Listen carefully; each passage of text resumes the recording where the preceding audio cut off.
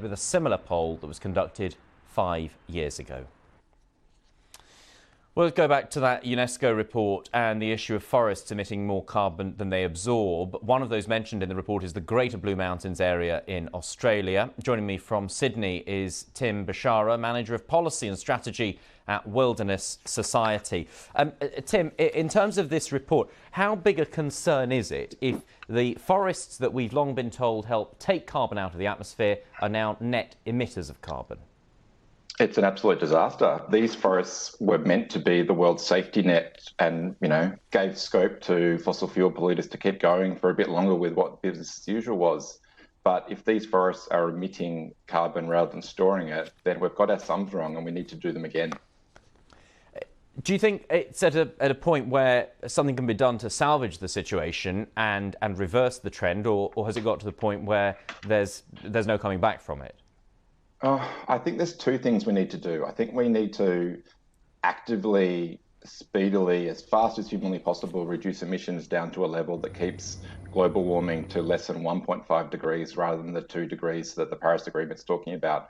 But the other thing we need to do is look at these special places, these World Heritage areas, look at the impacts that are happening to them and put in place programs and strategies to stop this sort of disaster happening. For example, in the Blue Mountains themselves, which is just up the road from Sydney. I mean, I remember breathing the smoke and the carbon that was emitted from those fires myself.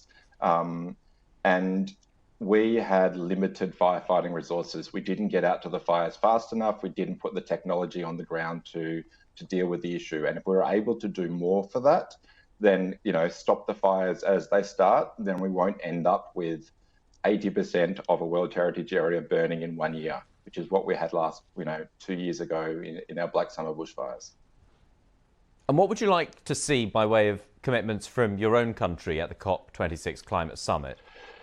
I heard you talking before about the global surveys of sentiments of people in their own countries wanting leadership. And I can tell you the Australian people are desperate for leadership from our government and really devastated that we aren't getting it.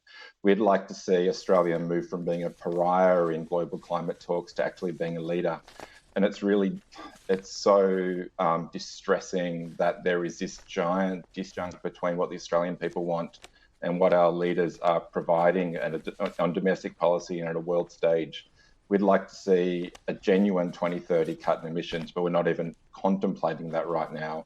We'd like to see more than what is being put on the table. We'd like to see Australia encouraging other nations to reduce their emissions, because Australia as a standalone country with its own continent and the driest continent on the planet, we've got so much to lose if the world doesn't act on climate change. So rather than being a laggard, I'd like to see us cajoling other countries into doing more. But while we're doing so little, we're not in a position to be able to do that. Okay. Tim Beshara joining us from Sydney. Thank you very much. Thank you.